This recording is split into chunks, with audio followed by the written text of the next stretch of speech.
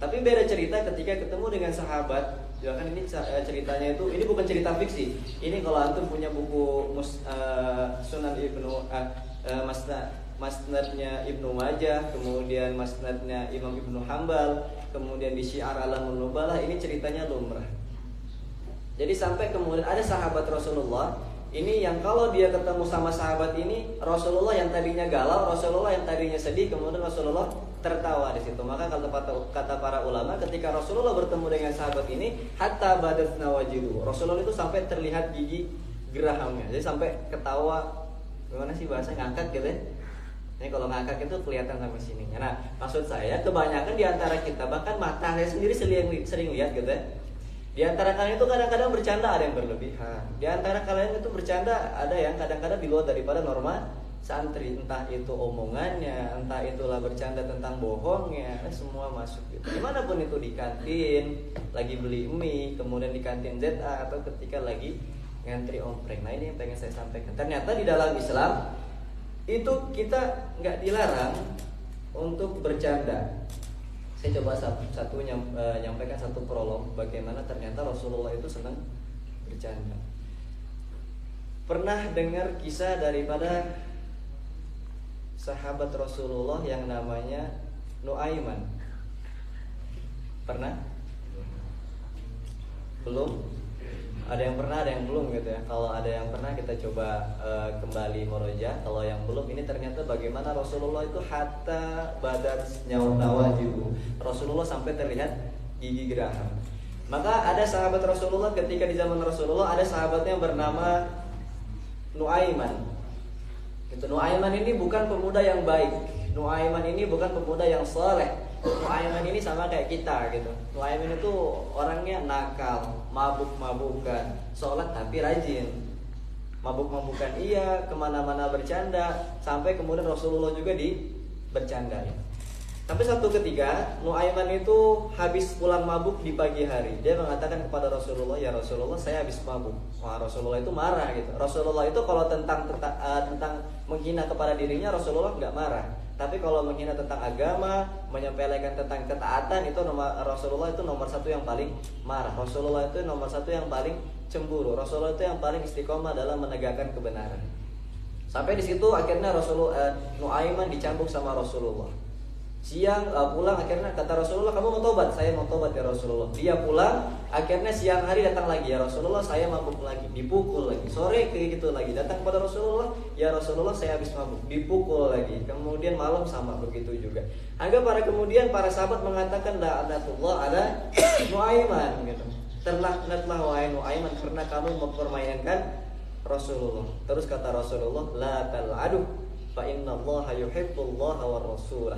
Kalian itu jangan menghina Nuaiman, kalian jangan mencela Nuaiman, karena Nuaiman itu adalah orang yang mencintai Rasulullah dan juga mencintai Allah Subhanahu wa taala. Atau dalam riwayat lain mengatakan karena Nuaiman itu dicintai Allah kemudian dicintai oleh Rasul sallallahu alaihi wasallam. Gini ya. Ternyata kalau kita bandel, nggak apa-apa kalau kita bandel, nggak apa-apa kalau kita itu kelakuannya masya Allah naudzubillah gitu kan. Tapi kalau udah dicintai Allah lah susah. Dicintai Rasulullah juga susah. Nah sampai kemudian ceritanya orang-orang Arab itu kan sering safar. Orang-orang Arab itu sering jalan-jalan. Orang-orang Arab itu sering berpergian.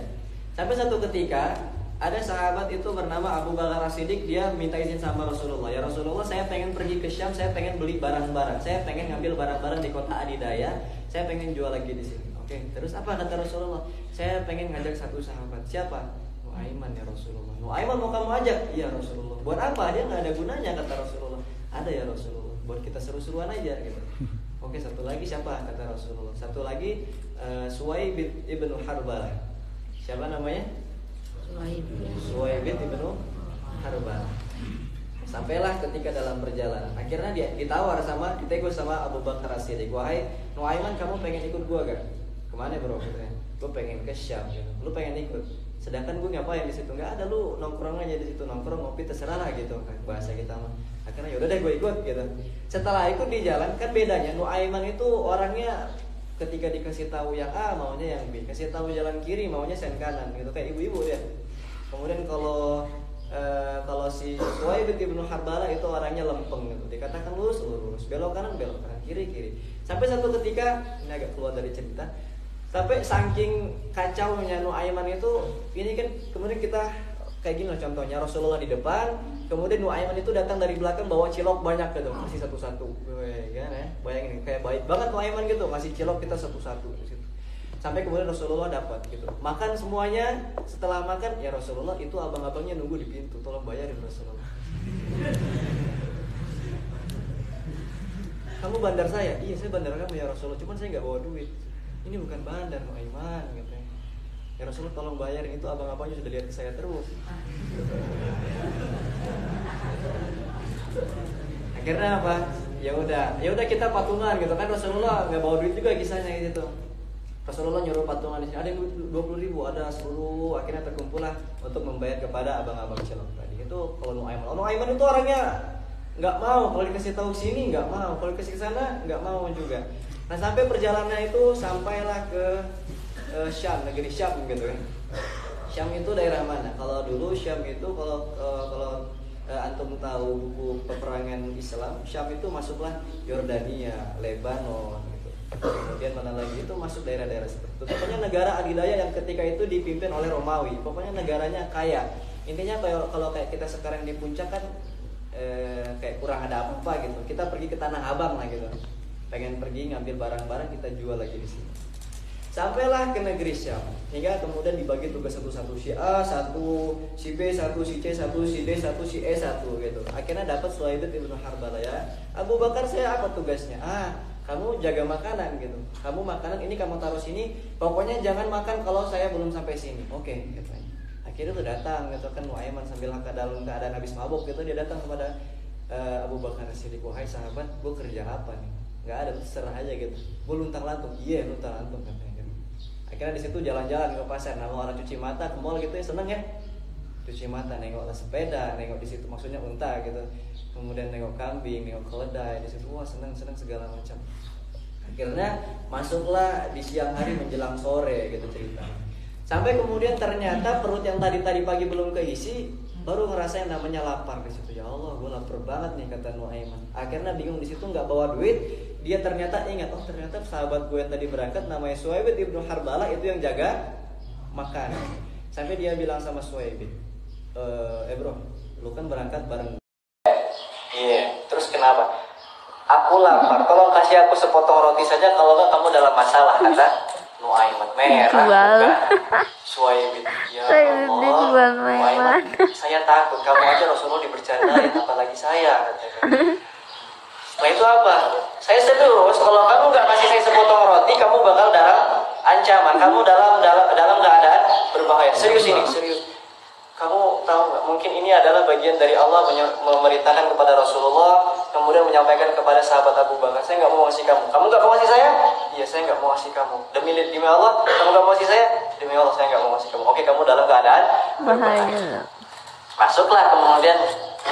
Akhirnya dia ngedumel gitu sepanjang jalan, nendangin batu. Pernah nggak sih kalau kamu disuruh ibu gitu kan? Pernah. Nendangin batu kalau disuruh jalan gitu. Itu kan nama orang ngedumel gitu. Kan dia nendangin batu, gimana caranya? Ketemulah di situ warung penjualan budak, warung penjualan hamba sahaya di situ. Akhirnya dia di situ, ini banyak nih budak keren-keren sahabat saya. Hamba saya zaman dahulu itu buat apa? Buat bantu gitu ya, buat jadi pokoknya jadi budak gitu.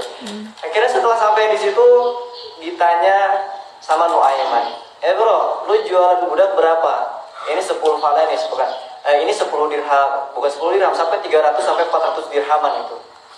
Ini 300 dirham, dia bisa nimba sendiri, dia bisa cuci unta, dia bisa segala macam. Ini 400 dirham lebih keren lagi. Ini 500 dirham gitu. Kok kamu jualan budak mahal-mahal gitu? Saya jual budak ini murah, saya punya 30 sampai 20 dirham. Seriusan ada? Seriusan saya punya, kata Nuaiman. Tapi agak seriusan ya, akhirnya orang tuh berkumpul semua kepada Nuaiman gitu. Mana. Cuma syaratnya satu, dia itu punya aib. Aibnya apa? Kata orang-orang ini. Dia kalau ditangkap pasti teriak, saya bukan budak, saya orang merdeka gitu. Rese banget. Sampai kemudian apa? Orang udah kumpul rame, wah ini tertarik semua nih. Akhirnya udah orang tuh bakal, gue bakal bayar 60 nih, gue bakal bayar 50. Orang udah pada ngebid semua, ngebid tau ya? Ngebid itu kayak lelang. naruh harga tertinggi lah bahasa itu. Ada adik-adik semuanya yang naik kelas 1. Lelang ya. Ngebid harga gue bakal naruh 90 nih. Gue bakal naruh 20 segala macam. Seriusan Nuaiman? Serius kata Nuaiman gitu. Akhirnya diantar kepada Suhaibid gitu. Diantar di situ dari jauh kan kelihatan Suhaibid itu lagi capek, belum lagi nahan lapar, haus ditahan gitu, nunggu kedatangan dari Abu Bakar As-Siddiq. Akhirnya apa? Dilihat dari jauh, itu budak saya, siapa yang duluan bakal ambil lah di situ. Akhirnya, udah dibawa kasih 30. Ya udah, dia yang dapat duluan, kamu ambil 30. Ingat airnya? Ingat. Akhirnya di situ dia lari sama kawan-kawannya 3 orang di situ. Dia lari kemudian nangkap Suhaib bin Harbala. Akhirnya Suhaib bin Harbala teriak, saya bukan budak, saya orang merdeka. Nggak perlu, saya sudah tahu aib kamu, kata pedagang ini.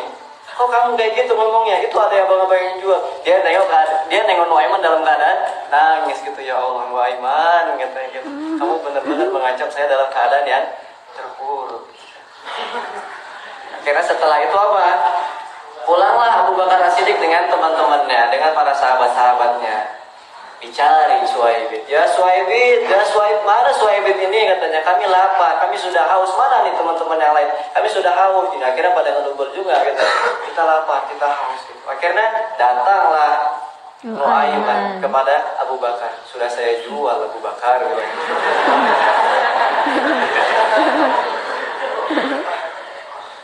Kadang-kadang lola ya. Nuaiman itu orangnya jujur gitu. Dia melakukan apa adanya. Sudah kamu jual Nuaiman? Kata Abu Bakar. Iya, sudah saya jual gitu. Dia bawa banyak minuman, dia udah kenyang. Dia bawa banyak makanan, dia udah kenyang. Sampai dia beliin hadiah buat Rasulullah bekas jual sahabat Suhaib gitu. Dia bawa satu pakaian terbaik dari Syam gitu. Dia bawa untuk siapa? Ini untuk Rasulullah. Dari penjualan kamu kepada Suhaib, iya, saya pengen ngasih Rasulullah. Celakalah kamu. Baik. Nuaiman gitu. Akhirnya ternyata di mana Nuaiman di situ.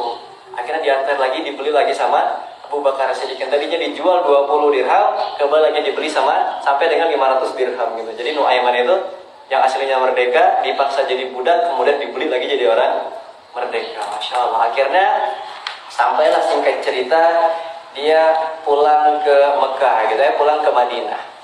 Sampai di Madinah, apa yang terjadi? Dia cerita, Abu Bakar As-Siddiq menceritakan kisah ini kepada Rasulullah SAW. Rasulullah begini dan begini. Nuaiman menjual segini. Akhirnya Rasulullah nggak marah, Rasulullah nggak kecewa.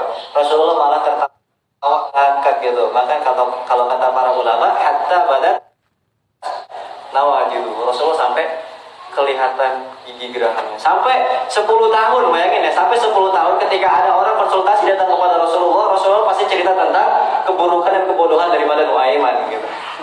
Ceritakan. Bahkan ada juga ceritanya, salah satu daripada itu semua kan kejadiannya dilupakan gitu. Bukan dilupakan, masih terus berkenang. Sampai ada satu lagi delegasi, tahu delegasi ya? Orang-orang pengen kayak konsultasi tentang masalah agama dari jauh lah, datang dari jauh kepada rumah Rasulullah di Madinah. Sampai di situ akhirnya dia bawa unta, pokoknya unta kendaraan paling baik gitu. Untanya kalau sekarang itu Mercedes lah di bawahnya. Jadi kayak untanya itu ceper gitu. Jadi untanya udah gimana sih kalau motor dark itu udah stangnya nggak bisa dibelok kanan kiri gitu, kepala untanya lurus ya terus itu. Pokoknya unta terbaik dibawa untuk datang kepada daerah Rasulullah. Sampai di situ kemudian ada unta merah gitu. Unta merah itu kalau sekarang puluhan juta. Orang-orang Dubai itu kalau udah punya unta merah itu udah orang kaya sekarang. Akhirnya sampai di situ diparkirin gitu kan, diikat di depan rumah Rasulullah ada beberapa unta di situ. Akhirnya yang menjaga rumah Rasulullah di situ ada Hamzah. Kita tahu Hamzah ya, sahabat yang masya Allah kekuatannya luar biasa. Ada Umar bin Khattab gitu, masya Allah ini seorang panglima juga. Ada Sa'ad bin Abi Waqqas yang anak panahnya nggak pernah meleset sedikit, nggak pernah salah. Pokoknya one shot one kill gitu ya. One shot one kill itu Sa'ad bin Abi Waqqas. Satu lagi ada Ali bin Abi Thalib. Ini sahabat yang luar biasa ketika dalam peperangan itu menjaga rumah-rumah Rasul Shallallahu Alaihi Wasallam ketika datang delegasi tadi. Maka setelah itu akhirnya konsultasilah orang-orang ini. Akhirnya kalau kita sekarang mau, bro, sini ngopi gitu. Lu mau es teh nggak? Mau gitu. Akhirnya dia minum es teh, dia minum kopi di situ. Akhirnya selesai cerita orang kuat ini masuk ke Nuaiman. Nuaiman, kamu nengok di situ ada unta? Iya, saya nengok di situ, itu dagingnya banyak itu kata Hamzah. Iya benar juga, itu kalau kita sate enak juga ya. Mau katanya, mau saya potong. Emang kamu berani? Ya berani lah gitu kata Nuaiman. Akhirnya sangka Hamzah bin Abdul Muthalib itu cuma candaan gitu. Akhirnya dia ngobrol lagi sama 4 orang, sama 3 orang tadi. Ngobrol sama Umar bin Khattab, ngobrol sama Sa'ad bin Abi Waqqas, ngobrol sama Ali bin Abi Thalib. Ngobrol canda-canda biasa ketawa gitu kan. Sampai kemudian kepalanya ngelirik ke belakang, ternyata kepala unta dengan badannya sudah Bisa.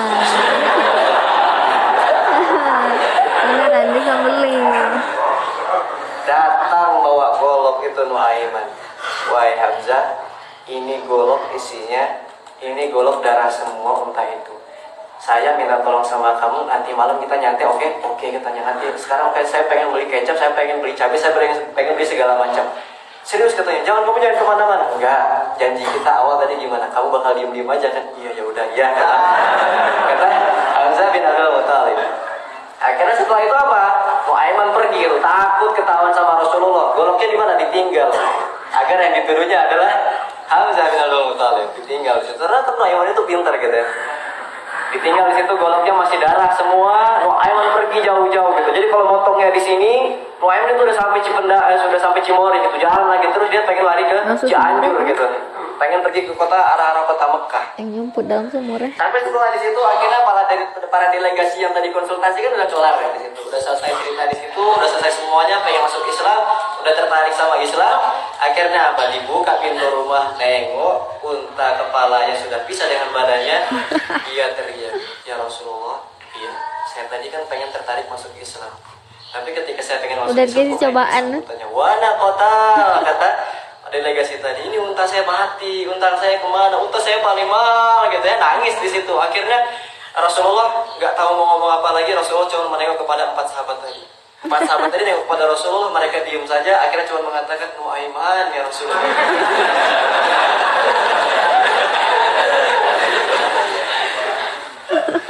Dia nggak mengatakan apa-apa, dia cuma mengatakan, "Nuaiman ya Rasulullah." Rasulullah ketawa di situ. Rasulullah nggak marah. Kenapa? Wahai Umar bin Khattab, ambillah baitul mal, ambillah harta-harta kita kepada orang-orang ini. Kasihlah yang terbaik, kasihlah lebih daripada yang terbaik. Karena didatangkan unta yang paling terbaik daripada yang terbaik, dikasih harta yang berlebih agar orang tadi itu tidak tahu cacat daripada agama Islam, agar orang tadi itu tidak tahu aib daripada agama Islam. Itulah Rasulullah. Diberikan di situ unta lebih bagus, yang segala macam. Senanglah dia pulang dalam keadaan berbahagia. Yang tadinya galau gitu gara-gara untanya dipotong gitu kan. Akhirnya apa terjadi di situ? Dia mengatakan kepada Rasulullah kan masih diam gitu ya. Sama-sama juga masih kayak gimana sih ternyata kalau kita yang ternyata pengen suruh jaga rumah presiden, motornya malah hilang gitu. Akhirnya apa? Ya udah kita sekarang balas dendam kepada Nuaiman. Nuaiman yang tadinya udah lari ke Cianjur gitu kan. Larinya udah jauh, pengen tembus ke Bandung gitu. Kalau bahasanya dari Madinah udah sampai ke perbatasan Bandung, perbatasan kota Mekah. Ketemulah di situ dengan sahabat yang pernah ikut perang Badar, yaitu namanya Miqdadul Aswad. Siapa namanya? Miqdad. Sampailah di situ ternyata Miqdad sedang buat Sumur. Miqdad sedang buat sumur. Akhirnya dikatakan di situ, "Wahai Miqdad, engkau adalah sahabat yang terbaik di negeri Rasulullah. Engkau yang ikut perang Badar, engkau orang yang dijamin masuk surga segala macam." Akhirnya dipuji. Kata Miqdad Abdul Aswad, kamu mau ada maunya gitu ya. Kamu ada maunya gitu ya. Iya, saya ada maunya. Kan kamu lagi buat sumur nih, kata Nuaiman. Iya, terus tolong dong, saya pengen bersembunyi karena saya lagi dikejar sama orang yang pengen bunuh saya gitu. Saya lagi dikejar sama orang yang pengen bunuh saya. Serius kata Miqdad, serius ini saya nggak bohong katanya. Akhirnya ya udah saya izinkan Nuaiman masuk ke dalam sumur. Sampailah masuk ke dalam sumur, akhirnya ditutup. Sebelum ditutup dia buka lagi, dia nongolin kepalanya, "Miqdad, kamu janji sama saya kamu nggak bakal kasih tahu ke siapa-siapa." "Saya janji kamu nggak bakal kasih tahu ke siapa-siapa demi menyelamatkan jiwa dan raga kamu." Akhirnya termasuk itu Rasulullah. Karena Miqdad mikir nggak bakal Rasulullah jauh jalan ke sini gitu kan, ngapain gitu, cuma nyari orang gitu. Akhirnya apa? Masuk di situ Nuaiman, ditutup itunya. Akhirnya istirahat si Miqdad di situ. Istirahat di situ nggak sampai 5 menit, datanglah Rasul Shallallahu Alaihi Wasallam. Datang di situ akhirnya keringat dingin, merah muka daripada Mikdad, sampai dia mengatakan innalillah, ini ngapain Rasulullah di mari? Akhirnya ternyata betul ditanya sama Rasulullah, wahai Mikdad sahabatku, apakah kamu melihat Nuaiman ke sini?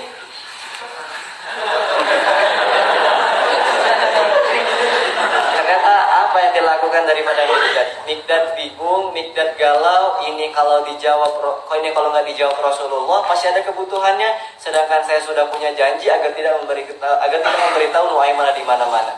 Terus apa yang dilakukan oleh Mikdad? Wahai Rasulullah, mata saya tidak melihat kepada Nuaiman, akan tetapi tangannya menuju ke arah sahabat gitu ya. Apa yang dikatakan Nuaiman? Apa yang dikatakan Mikdad? Ya Rasulullah, mata saya tidak melihat kepada arah Nuaiman, tapi tangannya menuju ke arah itu. Ternyata pintarnya sahabat gitu. Berbohong? Enggak. Matanya memang nggak melihat kepada Nuaiman, akan tetapi tangannya menunjukkan simbol Nuaiman ada di dalam sumur. Akhirnya Rasulullah Shallallahu Alaihi Wasallam buka di situ, keluarlah Nuaiman. Keluar di situ Nuaiman, Rasulullah mengatakan, ya Nuaiman, kamu buat saya malu hari ini. Ya Rasulullah, kata Nuaiman, yang salah bukan saya, tapi yang salah adalah orang yang mencari saya dengan kamu gitu. Rasulullah nengok ke belakang gitu ya, kepada sahabat-sahabat tiga tadi. Ternyata Nuaiman sudah lari duluan ketika Rasulullah melihat kebaikan. Tidak ada kebaikan.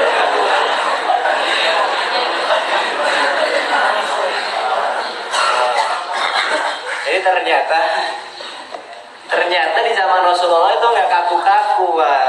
Zaman Rasulullah itu jangan kita kira zaman Rasulullah itu nunduk gitu. Zaman Rasulullah itu khusyuk, zaman Rasulullah itu baik, zaman Rasulullah itu zuhud, semua jangan kita kira seperti itu. Ternyata zaman Rasulullah juga ada orang-orang yang kayak kita gini ada gitu. Kalau bercandanya berlebihan ya kadang ada gitu. Tapi dibalas dengan sesuatu kebaikan. Rasulullah itu pintarnya sahabat. Kalau pintarnya Rasulullah beda. Kalau pintarnya Rasulullah ketika berbicara dengan Sayyidina Ali bin Abi Thalib, ingat ya?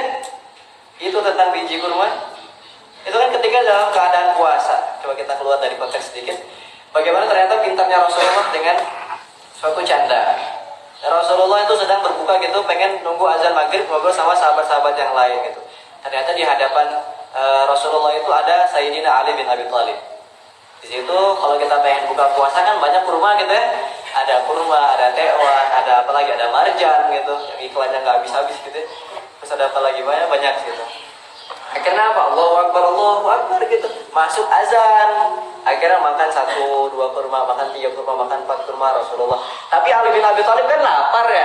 Ali bin Abi Thalib lapar makanya udah banyak gitu. Lah itu bijinya udah numpuk banyak. Akhirnya ditukar piringnya kepada piring depan Rasulullah. Akhirnya Rasulullah itu nampak banyak tumpukan biji-biji kurma di situ. Sampailah di situ Ali bin Abi Thalib mengatakan kepada Rasulullah, ya Rasulullah, apakah engkau begitu lapar sehingga banyak engkau memakan kurma? Lihatlah di depanmu banyak biji-biji kurma. Akhirnya apa? Inilah jawaban Rasulullah. Kalau Rasulullah itu pintar gitu. Rasulullah itu ternyata cerdasnya luar biasa. Akhirnya Rasulullah gak marah, Rasulullah gak mencela. Rasulullah cuma mengatakan, wahai Ali bin Abi Thalib, bukankah engkau yang sangat lapar? Lihatlah, dari tadi kita makan di sini, gak ada di hadapanmu itu biji-biji kurma. Sehingga bukan kurma saja yang kamu makan, akan tetapi sama biji-bijinya kamu itu kalau pintarnya Rasulullah dalam bercanda gitu. Jadi kalau mau bercanda itu nggak masalah, cuma jangan sampai kita yang dibodohi atau kita yang membodohi gitu. Kita lanjut ke konteksnya Nuaiman gitu ya. Saya minta waktu izin dikit aja karena udah 40 menit ya, bentar lagi lah. Karena saya bentar lagi ngisi lagi nih, insyaallah. Sampai kemudian Rasulullah Shallallahu Alaihi Wasallam itu bukan meninggal, bahasa enaknya apa ya? Intaqala ila rafiqil a'la. Rasulullah itu bukan meninggal, tapi berpindah ke tempat yang lebih tinggi. Jadi kalau bahasa Rasulullah meninggal atau mati, bahkan itu nggak pas gitu.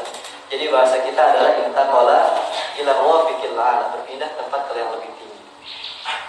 Sampai di situ Rasulullah sudah meninggal gitu kan. Akhirnya Nuaiman bingung, ini siapa lagi yang gue bercandain gitu. Kata Nuaiman, Rasulullah udah nggak ada. Akhirnya dia duduk di depan masjid gitu, dia duduk nongkrong kayak galau gitu sambil megangin dagunya gitu kan, sambil megangin kayak orang-orang bosen gitu. Akhirnya apa? Dalam keadaan suntuk begitu ada orang buta bolak-balik depan Nuaiman.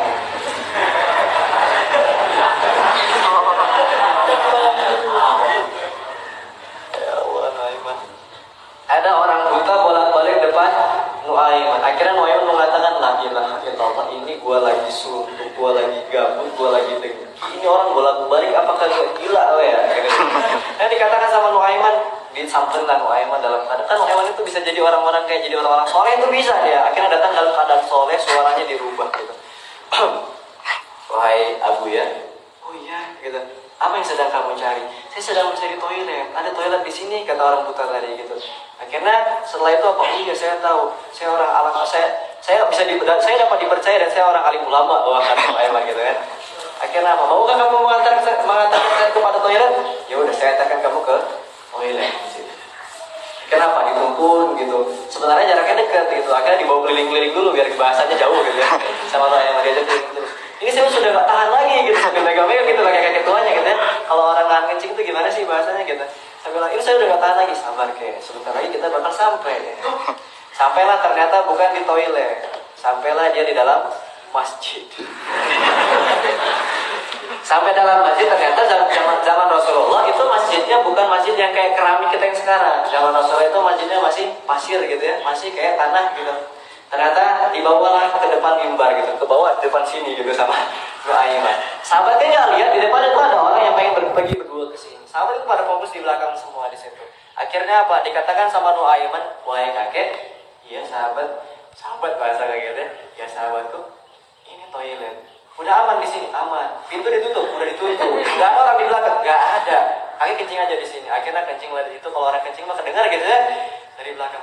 Akhirnya, masya Allah, ada majnun kata orang-orang belakang. Ini orang yang gila ngapain kencing di sini kata para sahabat itu. Nuaiman itu sudah lari, Nuaiman sudah kabur duluan. Akhirnya apa? Para orang-orang pada pergi ke sini semua membawa tongkatnya, dia memukul kakek ini. Dipukul kakek ini, dikatakan majnun, ini orang gila, ini orang gila. Gitu. Akhirnya dikatakan, lastu majnun, gitu, saya bukan orang gila. Gitu. Akhirnya dikatakan, ya ampun, ini orang buta, kata para sahabat-sahabat yang lain. Akhirnya ditanya, kakek kok kesini ngapain buang air kecil di sini? Iya, tadi saya kan buta, saya keliling-keliling depan masjid, katanya ada orang baik nganterin saya ke toilet, ternyata ke sini. Akhirnya ternyata para sahabat sudah paham. Ya Allah, Nuaiman. Sahabat sudah tahu, ya Allah ini Nuaiman lagi. Dicari. Siapa namanya? Kata kakek tadi, Nuaiman kayak bilangnya. Saya berjanji, saya bernazar sebelum saya keluar dari kota Madinah, saya bakal memukul itu yang namanya Nuaiman gitu. Menggunakan tongkat saya bahwa saya bakal memukul Nuaiman di situ. Ya Masya Allah ya. Dia keliling-keliling lagi masjid, keliling-keliling pasar sambil teriak-teriak, Aina Nuaiman, mana Nuaiman gitu. Gak ada yang mau nyaut, gak ada yang mau deketin dia. Akhirnya datang satu pemuda gagah perkasa datang kepada kakek tadi. Dia rubah lagi suaranya gitu kan. Kakek nyari siapa? Saya nyari Nuaiman, nak. Kebetulan saya tahu Nuaiman itu siapa. Dia sahabat saya kayak bilangnya. Dia sahabat kamu? Dia sahabat saya kakek. Coba antarkan saya ke situ, saya mau mukul dia karena dia sudah menjerumuskan saya dalam masalah. Nah, diantarkan dia ke situ, dibawa keliling-keliling lagi biar katanya jauh gitu. Mana Nuaiman? Jauh kayak katanya gitu lokasi. Ada keliling-keliling aja gitu kan. Dibawa keliling-keliling pasar, akhirnya kembali lagi ke dalam masjid.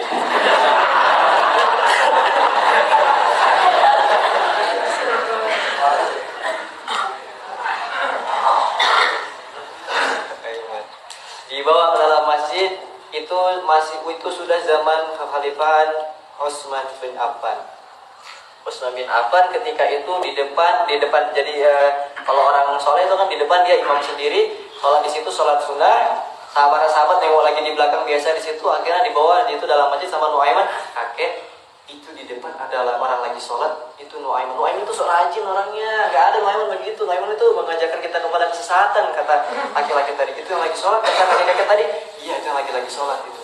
Pukul aja gitu. Padahal di depan lagi sholat adalah sahabat Utsman bin Affan. Lari kakek tadi bawa tongkat, dia pukul sahabat Utsman bin Affan. Bunyi gitu, insyaallah. Utsman bin Affan dalam keadaan sholat dipukul lehernya sama kakek tadi. Para sahabat kedengar suara orang, kalau suara beletak gitu ya di depan gitu, langsung lewat ke depan. Ya Allah, qadar Amirul Mukminin pengen dibunuh, Amirul Mukminin punya musuh. Lari semua di situ, mereka bawa tongkatnya banyak-banyak memukul kembali kakek tadi.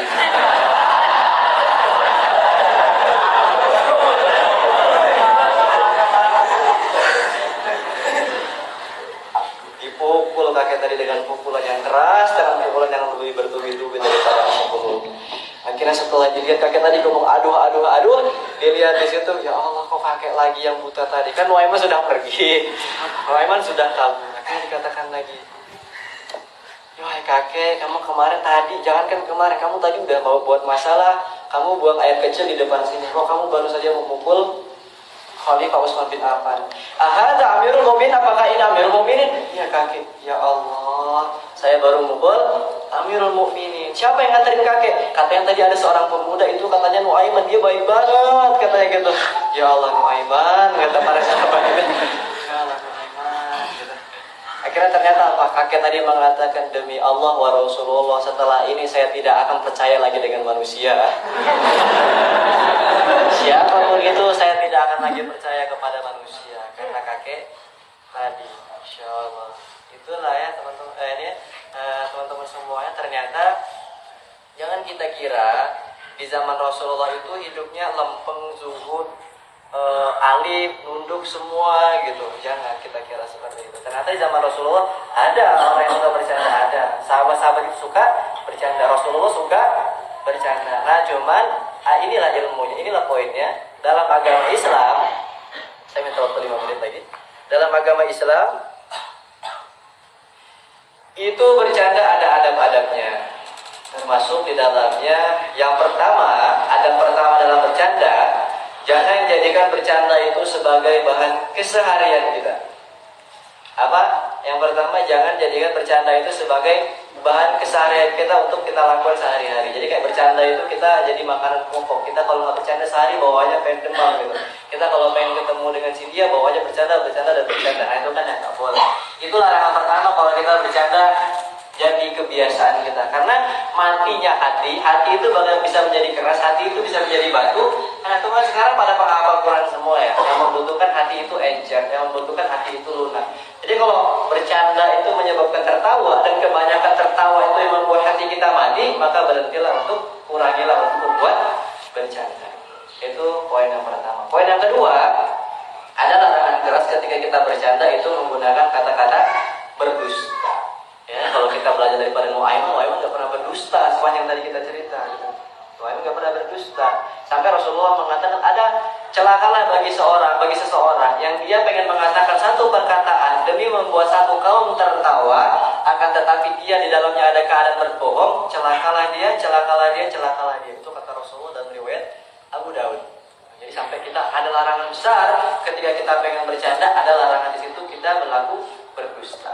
Jadi kalau bercanda silakan bercanda, tapi jangan berdusta. Tapi kalau kita nggak berdusta, kita kadang-kadang bercanda, kita sering bercandanya bagus, bercandanya dalam ketaatan.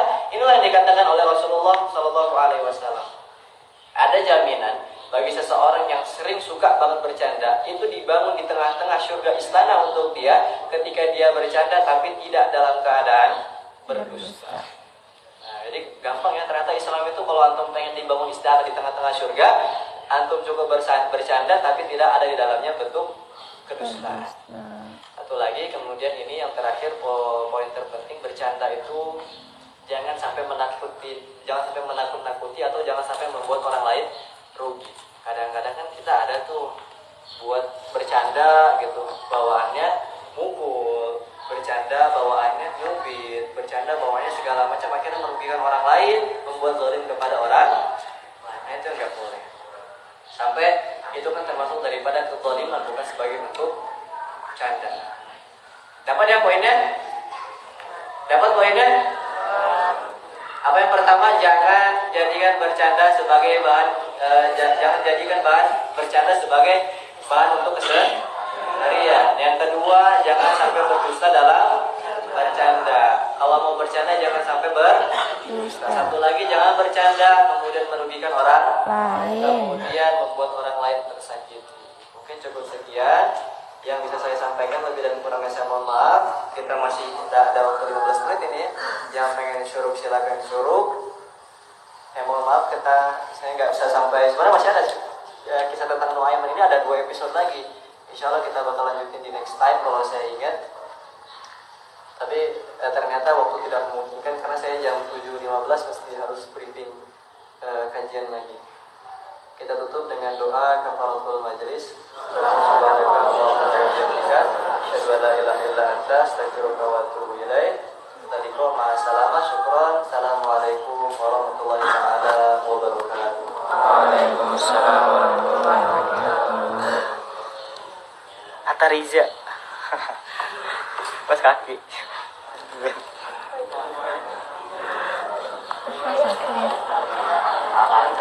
Ayo yang belum ada wudu silakan sholat suruh. Pahala haji nggak kena. Suruh 2 rakaat masih ada waktunya.